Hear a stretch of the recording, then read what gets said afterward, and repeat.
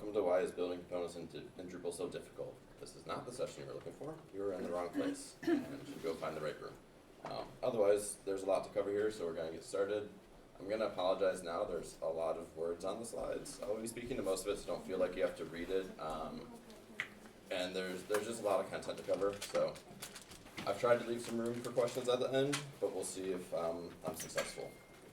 If you want to follow along on the slides, you can go to tinyurl.com/navcomponents, and you should be able to see it there. All right, a little bit about me. So I'm Kyle Einecker. I'm a senior technical architect at Perficient. I've been doing Drupal for about 8 years now. On Drupal.org, I go by Control Del, because I just like deleting all the code. I live in Asheville right now, so when I'm not coding, I'm enjoying a craft beer or doing some backpacking and hiking. And currently in my free time, I'm prepping my utility code base for a December challenge called Advent of Code, which is a daily coding challenge, kind of like an advent calendar that happens in December. So that's a little bit about me. And then Perficient was kind enough to send me here to speak to you guys. So Perficient is a small 7,000 person international digital consultancy that you may never have heard of. We're not huge in the Drupal world, but if you can think of a technology, we're probably working in it. And we have job postings for pretty much anything you can think of. Designers, Microsoft, AWS, Google, Oracle, IBM, any technology you can think of, we probably have an opening for it. And now on to the session. So before we get into why components are difficult, we need to agree on what is a component. So naming things is hard. So we're going to lay some foundations about what I think a component is. And if you disagree with me, just go along with it for the session, because we don't have time to argue about it. All right, components. Just starting with a singular component. So a component stores content, but it does not store data, right? So a good way to think about this is if you're putting a value into a piece of content and it has any other meaning or use besides displaying on the page, then it's data, it's not content, right? So if you're going to use it to filter, if it's an actual like physical, no, not item, if like dimensions are a good one, like recipes, right? Ingredients, that's a good one. Taxonomies, that's all data, that all means something. It means something to the user, it's an attribute of your content, it's not just content. Whereas like all the marketing words on your page, nobody cares about, they're just there to read them, right? They're never going to want to filter based on the header of your page. So it's really important to distinguish between data and content, because you do not want to be storing data in a component. You only want to be storing content in a component.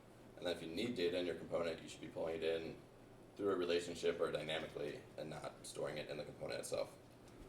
Components are also standalone modular UI elements. So they're kind of discrete units of a design or a page, and they stand by themselves and can be stacked together across many different pages and content types to create engaging experience for your site users.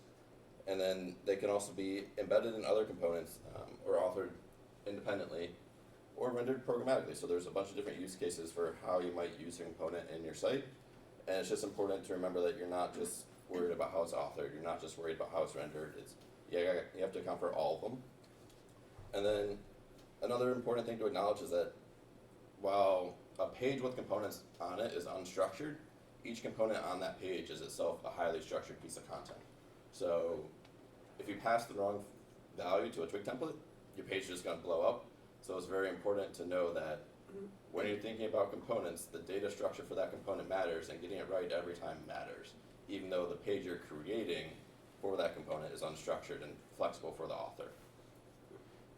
And we have an example that we'll be working through here. Will be coming up throughout the slides. So it's just a simple side-by-side component that has a header, a description, a link, and an image. And that image can go left and right. So we'll be walking through a couple of key considerations about that. And then another important consideration that's not on here is that I'm really only talking about authorable components. So components that make up, the front end of a site or the marketing content of a site. Whereas you could also interpret components to be components for Drupal's backend or Drupal's admin theme. We won't really be talking about that because that's a whole other discussion about interactivity and complexity, whereas we're really just worried about getting content onto the page. All right, so that's an individual component. Now we're going to do component system. So imagining we're not developers. Let's say we're a new shop hand in a woodworking shop, and our new foreman says, we need a new battery for the drill. Which shop would you want to be working in when you get that task? Which one's going to be easier? This is kind of the same concept of what a component system is on the left, there's at least 3 different types of batteries you might need to go buy, and there's a lot of room for confusion, because you might just grab the first drill and go buy a battery for that one when your boss really meant buy a battery for this other drill. It might not even be on the wall. Whereas in the shop where everything's red is go to Home Depot and buy the red battery, right? There's very little room for confusion, and it's very obvious what the task is. And that's kind of the goal of a component system too, is like when somebody walks into a component system that they haven't built, it should feel familiar, it should feel structured, so that they can quickly orient themselves and start working in it, instead of having to dig through and find all the nuances and intricacies that aren't obvious. Alright, back to being developers. So a component system is not a design system. Design systems require C-level or executive level buy-in to actually implement across an organization, because they're usually multi-channel, they're usually doing a rebrand, they're usually influencing every part of a brand's image and customer interaction. Whereas a component system is really just authoring components and getting them in front of a user. So you can build a component system without a design system. At the same time, a component system is not a collection of components, because if you, like the previous image showed, if you build a bunch of components and you build them differently, you haven't built a system. You just built a bunch of independent components that have no similarities.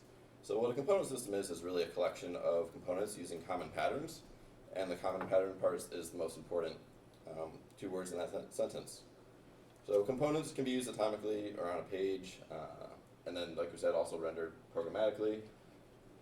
And they're built. It's important to build it for everyone, not just for developers. I think that's an easy one to lose sight of, because we as developers, we think we're building for developers, but at the end of the day, most of the hours spent on the site are going to be by the authors or the stakeholders or the marketers.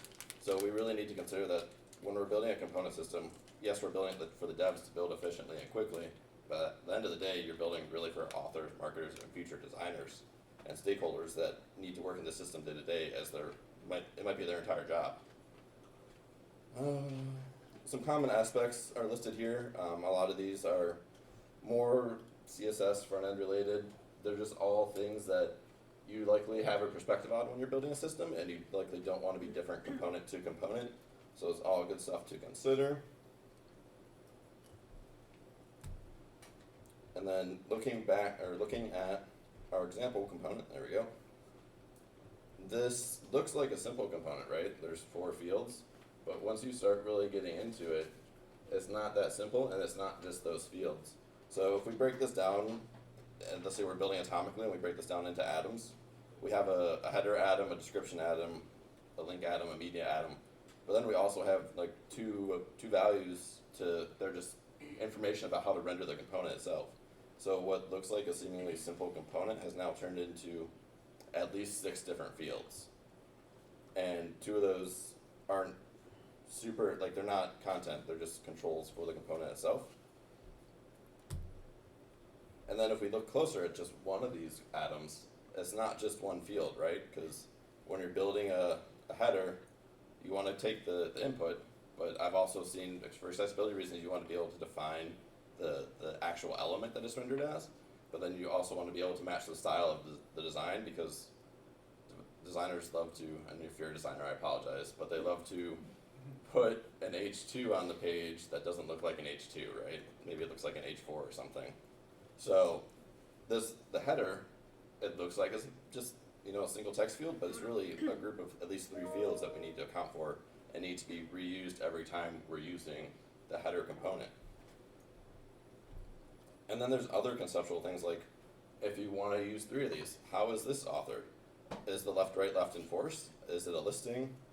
Is it limited to 3? Is it 3 individual components placed on the page? Is it a new component that's a repeating field set? There's no wrong answer to any of those questions. It's how you're building it and how your team feels like the site or the system needs to be built. So there's a lot of variability and there's a lot of choices. The important part is that you're consistent, so that an author knows what they're getting when they're going to author this component. Are they going to, if you have similar components, you want to build them the same way, both for developers and for authors. And that's really the key takeaways. Like, it just depends on how your business operates.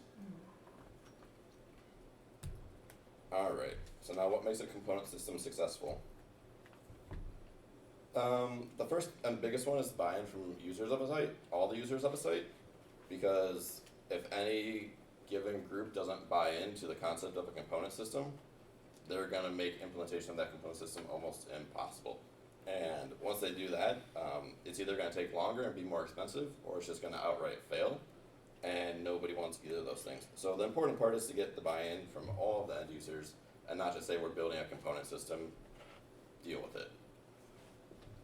And then also, as we kind of talked about, you just need to remember to build for the end users. So whether you're building for, when you're building a component system, yes, it makes the initial implementation faster and easier and better for developers.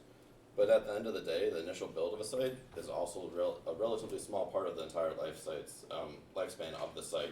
So you're not really just building for yourself. There's almost always going to be a developer or designer coming in after you and working in what you just built. And then, like we said, we have the authors who are working it day to day, every day, and future business stakeholders, future marketers that are going to come in and want to change the company or change the site messaging and branding to meet their new goals, their new KPIs, etc. So it's just really important to remember that when you're building the system, you're building for future people more than you are building for implementation purposes.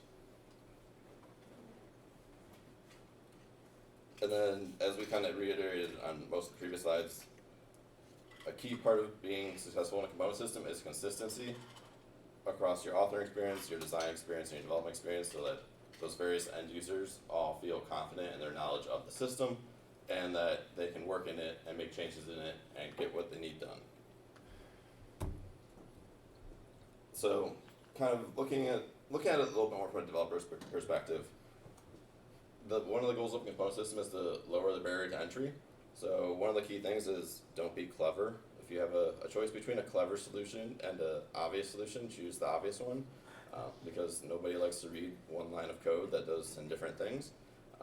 I have a bit of a personal thing against the JavaScript community and their minification of functions into one line, because going back and reading that a second time is sometimes very challenging. So one of the key things is, like, we're building for future developers. Don't do anything clever if you don't have to, because the obvious solution is going to be easier to maintain in the long run. Use standard approaches over Drupalisms, because Drupalisms assume or require a knowledge of Drupal that might not be present in the future, or Drupal might change how it works. So using standard approaches, standard HTML, standard CSS, standard JavaScript is generally preferable over using something like Twig, or using some type of Drupal pre-processing, or libraries are actually a good thing. Just avoid Drupalisms where you can in your Twig files, and then actively address implicit or institutional knowledge buildup. So anytime you're building a system, there's a level of knowledge that lives in the head of the people that built that system, and it's going to build up over time. It's inevitable, but for a system to be successful, you need to address that, and you need to get it out of people's heads and into the code, into documentation, into something where it's discoverable besides just talking to that person. And a good way to identify this is if you say, I want to do X, and then you say, this person needs to do that task because they know how it works. That means you have institutional knowledge built up that you need to address, because you have one person who can do that work because they're familiar with it, and nobody else is confident enough to work in that area of the site. And that's problematic when you're working in a system, because you want people to be able to work across the entire system. So actively addressing implicit and institutional knowledge buildup is a big part of the life cycle of a component system. And then on to discoverability. Locking a component system behind Drupal and a working Drupal instance is a big barrier to its usage and discovering what components exist.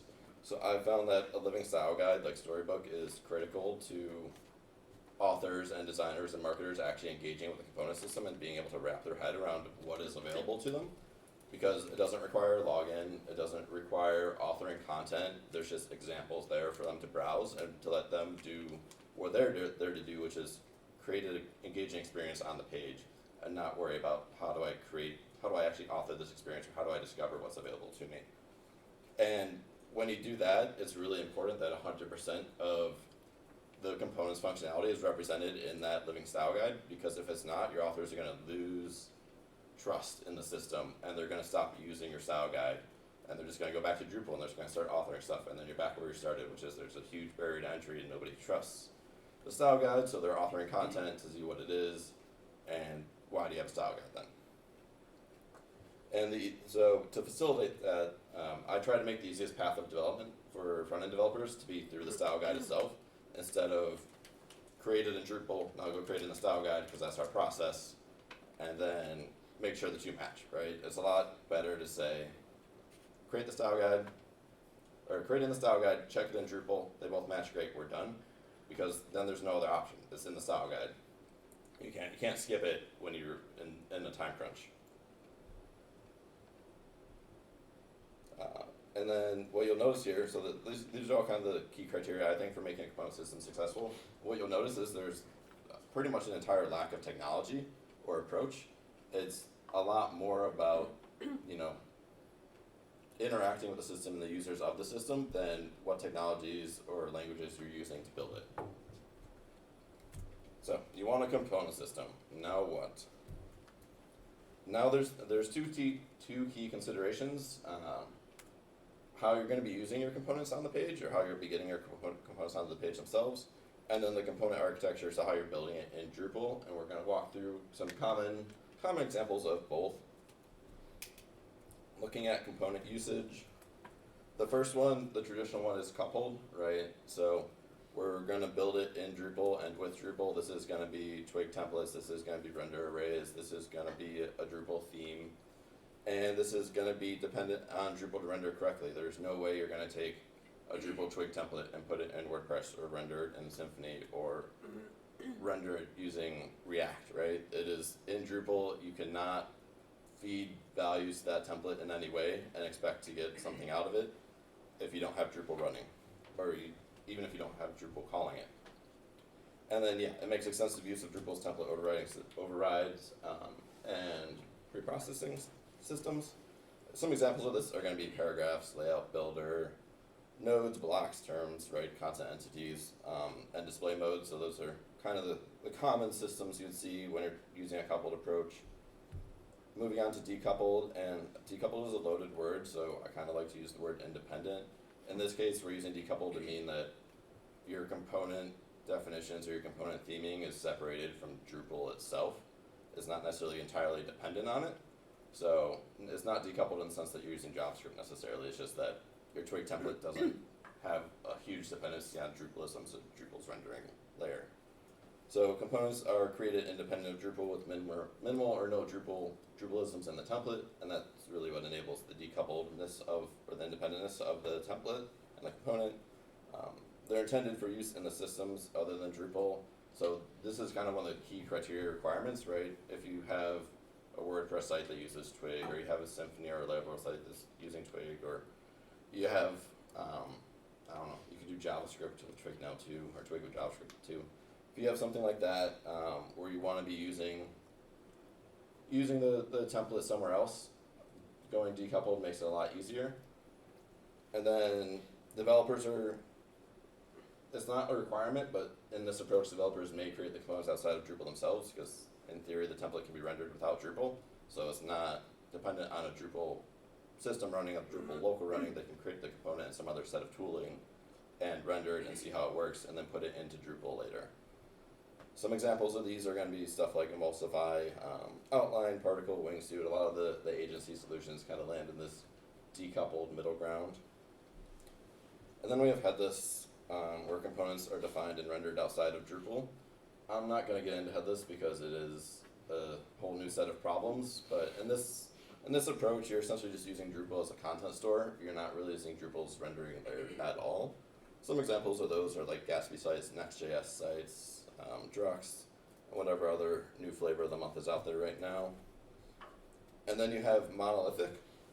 So these are coupled approaches, but they're opinionated, right? They have an opinion about how components should be built, and they're going to provide some sort of utilities, some sort of perspective, some sort of helpers to speed up the process or to limit what you can do in Drupal in a way that makes you more productive and efficient and effective. So these are, like I said, opinionated systems built on top of a coupled approach.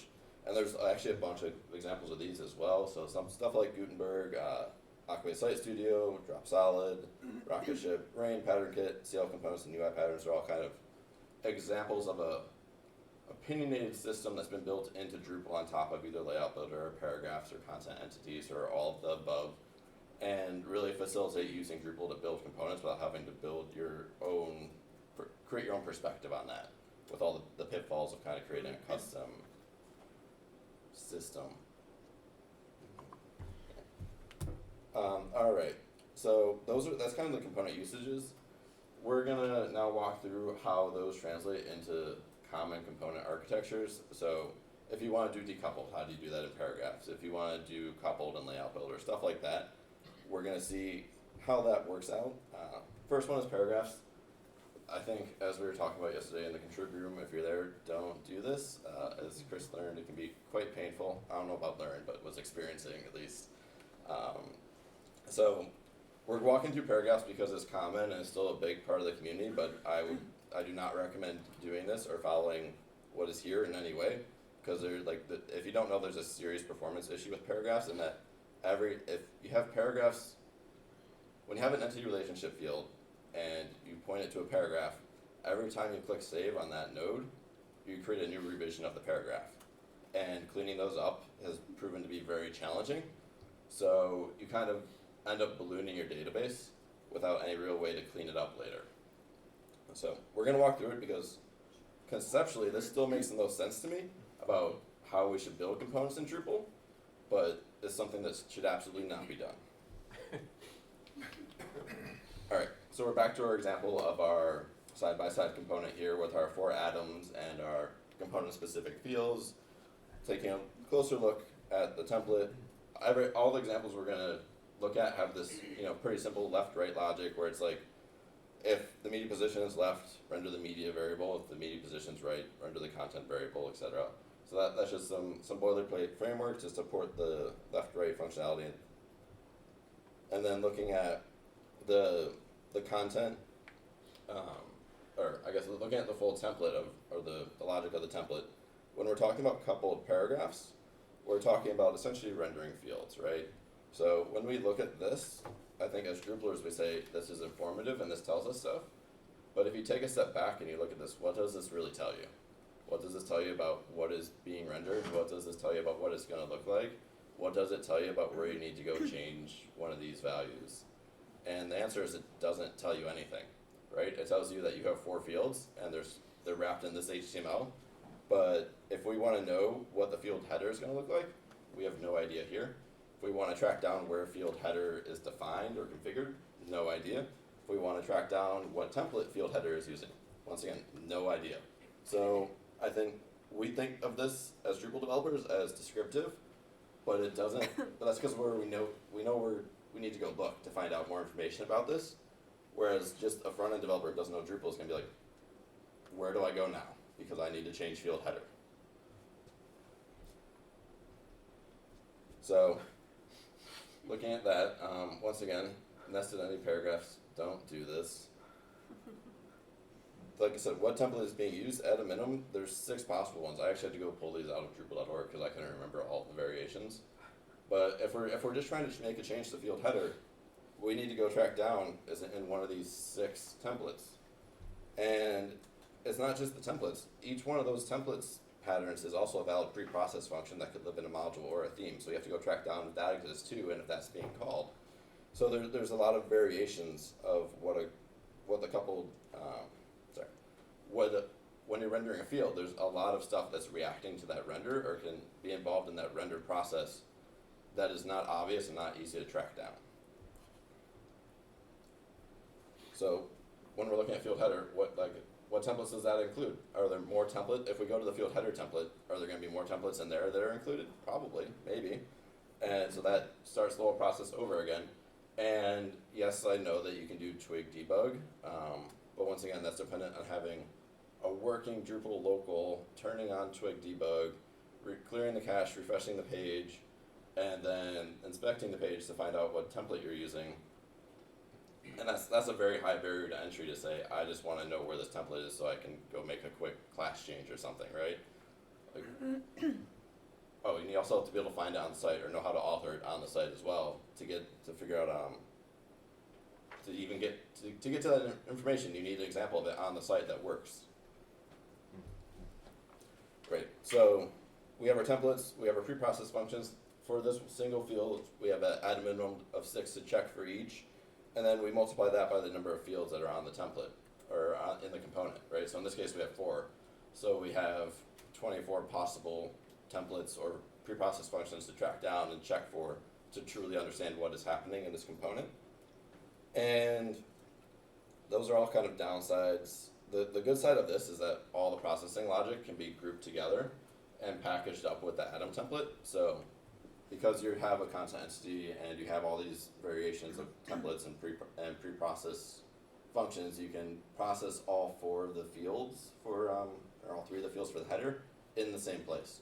And that will apply anytime you render that paragraph. So that's a good thing about paragraphs and that's the part I like, is that it allows you to package together both the fields for a component as well as all the processing for that component into a single place and reuse that over and over and over again. But the downsides of the performance issues and being locked into pulling values out of field API in Twig is pretty problematic. So then if we look at a decoupled-ish approach, so our previous approach was paragraphs or either paragraphs, just flat paragraphs, or paragraphs inside of paragraphs. But now let's look at, if we don't want to do paragraphs inside of paragraphs, let's do reusable fields instead, right? So this solves some of the performance issue because you're not creating a nested structure of paragraphs that all save a new revision every time they're saved. Instead, you're referencing one paragraph that still creates a new revision, but at least it's only one paragraph instead of a bunch of them. They're who knows how many levels deep. So in this approach, what you do is you create essentially reusable fields with some type of naming pattern, like field underscore component name underscore actual field name for that component. So like this one would be field header, maybe header, right? If you're collecting the text. And what that does to our template is we no longer have the render array for the field. Instead, we have the values for the field, and we're passing it to a template. So here, this template is a lot more descriptive, and it tells you a lot more about what's going on and about where to find the additional stuff that's being put onto the page for each part of the component. So if we look at the header, we now know the template that is being loaded in. We now know the values that are being passed to it, the general data structure, and we now know where to track down those values, right? We need to go look at field header text .value, or field header text if we want to change the configuration. But we don't really have to change the configuration because we're not using a display mode, we're not using a field formatter, we're just pulling the value out directly and passing it to a template that we built ourselves. And it's a lot less dependent on Drupal formatting and processing to get the result we want. So this one is a lot more informative, but it still is like I said, is decoupled-ish, but it's still dependent on Drupal because you're still dependent. In this Twig file, you're assuming a Drupal data structure to access this value, right? Field header text.value is a Drupal field on an entity, and to get that value, you need a Drupal entity loaded into your template. So it's decoupled-ish, but not fully decoupled. The benefits of this are that the templates in use are explicitly stated. We've reduced the number of possible templates and preprocessing functions to check to just ones for the paragraph or entity itself. The downsides are that there's really no way to take the 3 fields or the three fields we need, the group of fields we need for a header, and kind of reuse those across content entities. So we have to go in and configure those 3 sets of fields individually every time. And then it's really hard to group together the pre-processing logic for an atom because once again we have individual fields that represent a header atom instead of having a header atom with fields on it. And you have to dig out values in Twig, right, which we know isn't easy. if you've ever tried to dig out a link value in Twig or dig out a media, path to a media item, yeah, it's not fun. It still requires a lot of Drupal knowledge to get at. So that's kind of decoupled-ish. Now if we look at fully decoupled, we're no longer accessing the field values directly. Instead, we have our same template, but we're passing a data structure. And this loses a little bit of verbosity, but it no longer depends on having the Drupal entity fully loaded into the template, and you can start truly reusing it anywhere that you can just pass a value, right? So any place that you can pass a media, what are the variables we have here? Media, header, description, and button array to, we can start using this template without depending on where that data is coming from. And to get to that, what you end up having to do is you essentially do all of your logic and pre-processing in a preprocessor and just dig out the values using PHP instead of doing it in Twig itself. So you have entity, here we're still using entity, so we have entity, field, header, text, value. And that still requires, knowledge of Drupal, but at least in my opinion, it's a lot easier to dig these out in PHP than it is in Twig. Auto-completing is usually a little bit nicer. Buttons showed up. Okay. Auto-completing is usually a little bit nicer, and building out a complex data structure is a little bit easier to digest, at least for me, reading the PHP version of it rather than the Twig version. So on the left, we have what the preprocessor looks like to build the data structure and to retrieve the values. And then on the bottom right, we have kind of the full representation of what the data structure that needs to be passed to the template is. And if you can get those set of values into an array, you can render this template anywhere using any content source and get the same result. So benefits to this is clean and easy to read. The data is prepped and ready for each template instead of having to do a bunch of preparation or manipulation inside of Twig itself. The templates in use are explicitly stated. We've reduced the number, and once again, we've reduced the number of possible templates and pre-processing functions to the ones that are just for the entity themselves. And the downsides are that getting a clean data structure is done with a lot of pre-processing, so you're dependent on kind of back-end knowledge or being comfortable writing pre-processors and knowing all the patterns and caveats to that.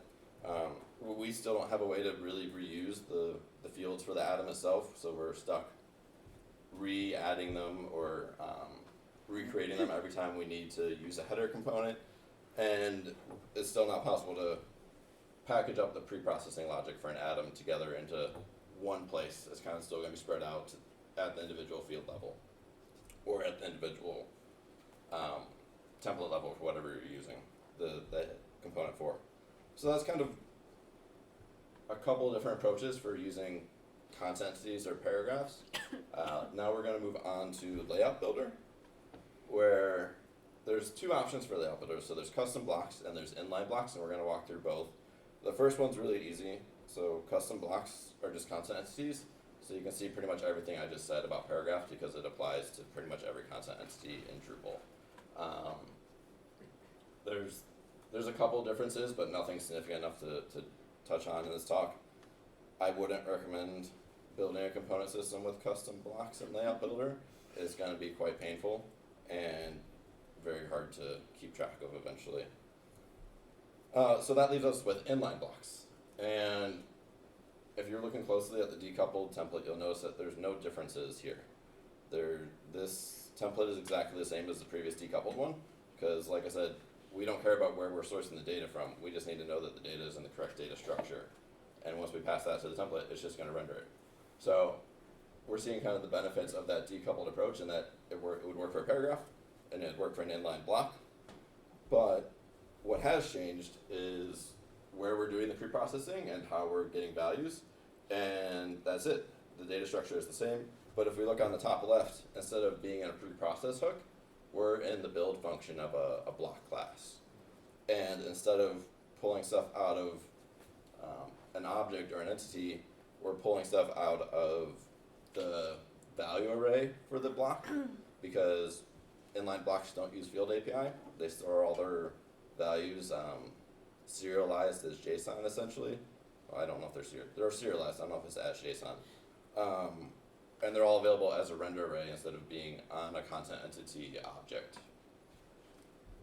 So the benefits of that are you're defining blocks within the plugin system. So there's a singular class for your component, and you can go find it in a module somewhere. Downside is you can't define blocks in the theme.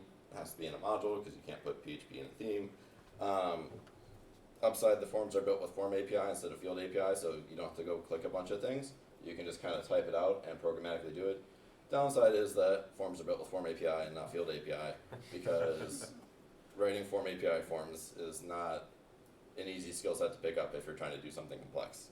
So it's a bit of a double-edged sword there. On the right side, if you're using Form API, values are easier to access and a bit easier to digest because it's all just a flat storage array instead of kind of accessing properties of properties of properties. And then we gained the build method, right? That's a big one. So instead of putting logic into a bunch of preprocessor functions that can live anywhere, we have a standard known place to go look for preprocessing logic, and it should all happen inside the build method for all of the fields for the component. So that's a big consolidation. Couple other things. So these are mostly the same as decoupled. We've got our templates explicitly stated. We've reduced the number of template and pre-processing options to just the ones for the block. We still don't have a way to really reuse our group of fields that we need for our header. Technically, you could do it with PHP and some construct of a system, but there's no default way in Drupal to address that. And then we've got our processing logic. Right.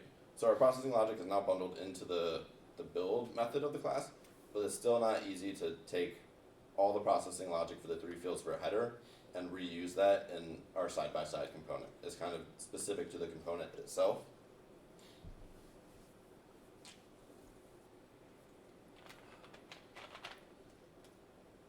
And those are the common options those are the common implementation patterns I've seen for building components in Drupal. So the question now is, after all that preamble, why are components in Drupal so difficult, right? Why is it so problematic if we have so many options and can build so many things in so many different ways? And the answer is that it feels possible to create a component system. Like, it feels like you can do it. It feels like you can be successful when you get started. But when you start looking at it, it's really just an illusion of choice, because regardless of the choices you make and the approaches you decide are the best, every system we've talked about, everything you see on Drupal.org, is dependent on four underlying systems, essentially. You're dependent on Entity API, Field API, Form API, and Render API. And there's limitations in all of those around modeling and rendering atomic components that aren't overcomable.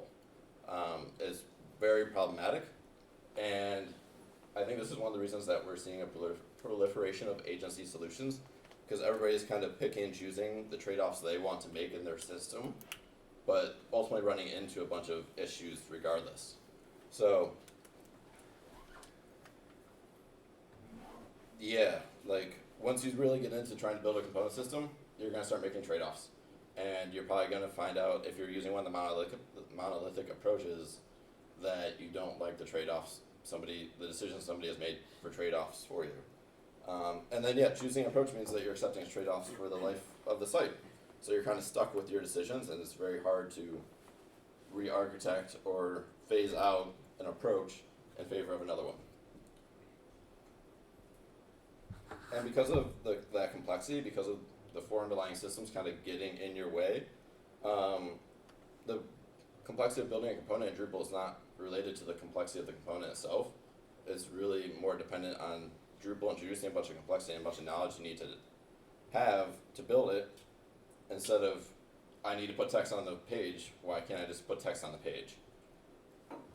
And because of that, because it's difficult, and because we can't effectively model component data structures and kind of rendering levels atomically in Drupal, what you end up with, as we were showing, is like you need that glue layer of pre-processing and logic to happen in order to effectively build a component, but that introduces a dependency on Drupal and PHP knowledge that a front-end developer shouldn't need, right? A front-end developer shouldn't need to understand a lot of Drupal, shouldn't need to understand a lot of PHP. They should be HTML, JavaScript, CSS, whatever other front-end technologies are relevant, that's really what they should be working on.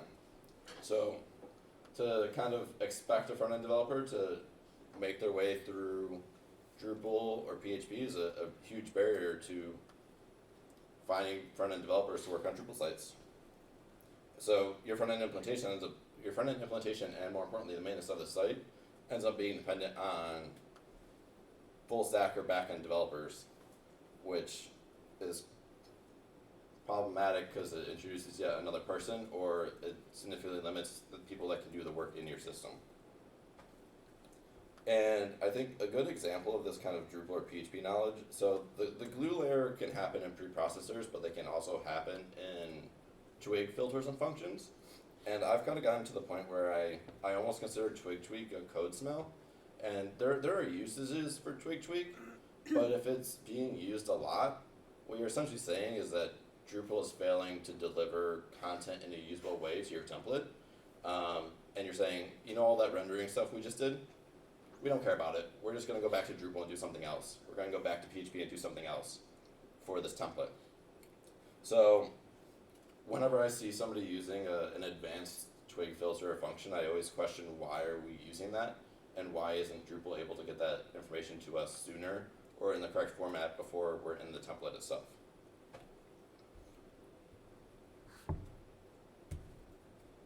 And because of that glue, that couples the component, and because the glue that couples the components formed to its template is spread, throughout Drupal, as we were kind of saying, is in various preprocessed functions. It could be in the template. It makes it really difficult to use Drupal consistently, which makes it really difficult to build a system that you're confident working in. So you need to find and understand the code interacting with a component. Like that's challenging. And it might be that you miss a piece of code when you're making a change and it interacts undesirably with a content that you weren't testing when you were making your change. And it also is very hard to explicitly document because there's so many little pieces and parts that you need to touch on to really get the full picture, and you almost end up documenting Drupal itself instead of documenting your component system, which is a huge challenge. And then that dependency on Drupal and the vastness of the Drupal systems makes it really hard to do a living style guide, because you're essentially dependent on Drupal's backend. You're dependent on a working Drupal instance to render your templates or to provide your data, and that makes it really hard to make a living style guide outside of Drupal. Until Matteo introduced his CL components system, which does call the Drupal backend to do all the render. So that introduces some complexity, and with all of that, what eventually happens is that the system becomes intractable for your authors, for your designers, and for your developers, right? If developers aren't confident in making changes to the site, they're going to miss something eventually, and invalid content combinations are going to sneak in, and the authors are going to do something, and they're going to get unexpected results. They're going to lose confidence in either your style guide or their content authoring system as a whole. And your developers are going to get overwhelmed by the number of options they have and the correct way to do something, even though the way they want to do it might not be wrong. It just might not follow the patterns that are in the system already. And if you don't have any patterns in your system, then it's going to be the Wild West. And every time they need to make a change or introduce something new, they're just going to do it their own way and contribute more to the problem. And then designers are a big one, because if you ever need to do a mid-lifecycle refresh of a site, or you need to add significant functionality to a site, if you don't have a way to expose the component system to designers, they're not going to take the time to go into the site and really comprehend the system that's available. They're just going to design something new and say, build this. So it's really important that with that living style guide, it gives them a way to comprehend the system and work within the constraints already available so that they can develop the important parts of the new functionality instead of rebuilding accordions or something. And what all that does is create a high barrier to development. So during the build, you're dependent on the implementation. Your implementation is dependent on Drupal backend skills. And after you're done building, your maintenance and support is also dependent on Drupal backend skills, but it's additionally dependent on the implicit and institutional knowledge of that glue layer, which, like we said, is very hard to document and very hard to pass on to somebody who didn't build the system or wasn't there at the beginning and has all that background knowledge and context for why things are the way they are. And I think it's important to acknowledge that, like, if you've been sitting in this talk and you self-identify as a front-end developer and you're like, Kyle, this is all pretty simple, this is all Drupal, this all makes sense, it's important to acknowledge that you're not just a front-end developer, right? You're a Drupal developer, you're maybe a full-stack developer, you're a front-end developer who specializes in Drupal, or a Drupal developer who specializes in the front end, but you're not just a front-end developer, right? If somebody were to come onto your team with the same HTML, JavaScript, CSS knowledge and skills as you, would they be as productive in Drupal as you are? And the answer is no, because they don't understand everything we just talked about. So that's really what a component system is. That's really why components are so difficult in Drupal, because you can't just toss a front-end developer at it. You can't just toss a designer who doesn't know Drupal at it and get a coherent system. So what can we do to make it easier? Last month, there was an issue opened by Matteo. I believe he's working at Levelbot. Do any of you know actually how to say his username? EOXO. Okay. Yeah, so he opened up single directory components, which looks to address a lot of the issues that we've just talked about. And what it really proposes is that everything for a component should be self-contained into a single directory in Drupal. So all of the CSS, all the JavaScript, all the pre-processing, the template, as well as a defined data structure for that template that can be validated. And with that, we bypassed a lot of the problems we just saw where everything's spread out everywhere, and it's kind of all just a best effort to pass the right data structures to the right places and to understand what's going on. So the key tenets of kind of what single directory components are, like the bigger one for me is introducing this concept of a defined data structure or interface for the template. So instead of just passing a render array to a template, what is proposed in single directory components is that you take an array and you validate it against a component's data structure. So that in this case, it's using YAML and using JSON schema to kind of define the primitive data types, so like strings, ints, enums, stuff like that, and saying when you try to render this, if your data doesn't match this structure, we're not going to render this template. So it creates an interface that documents, well, it creates an interface that, you know, allows you to not render something incorrectly, but it also kind of self-documents about this is the data structure the template expects, and these are all the valid values you can pass it to make changes to either how it looks or how it renders, etc. So that's a big one for me. Some of the other goals that are proposed in the single directory components. So one of them is that components can be provided by any module or theme. You're not just, we're at, what, 2 minutes? Yeah, just giving you a warning. Yeah. So components can be provided by any module or theme, and then they can declare their props explicitly. Like we said with the schema file, we're just looking at all the code necessary is in a single directory, and you're using the familiar include and embed context for everything. As you have your scope, CSS and JavaScript. So I highly recommend going to read that issue, especially if you have thoughts or opinions about how components should be built. And we'll skip over other items and what could be improved. You're welcome to page through these. I think we'll do this one, component entity types. So I think that's a strong possibility once we get single directory components kind of into core, because field API isn't really sufficient for a flexible data structure like a component. It's far too rigid, where inline block is a lot more flexible, but form API is, well, inline blocks are only available in Layout Builder, which is not reusable enough. So there's that. And then how am I solving this? I do a lot of sprint planning.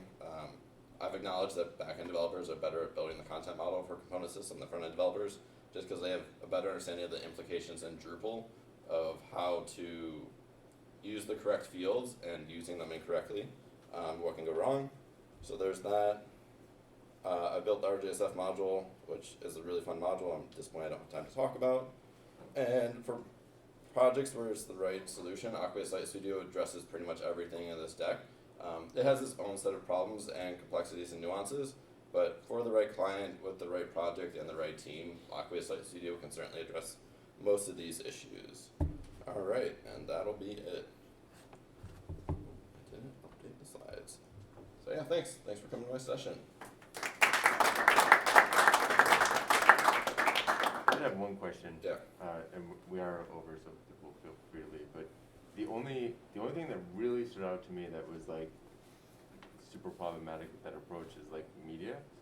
Like, are you rebuilding like picture elements with responsive like sizes and just pulling in like all the image styles manually for those types of things? Or are you just relying on Drupal to handle all that and just that's kind of the one exception, you just output that? Yeah, it's kind of an exception. It's also about in the pre-processing getting the right.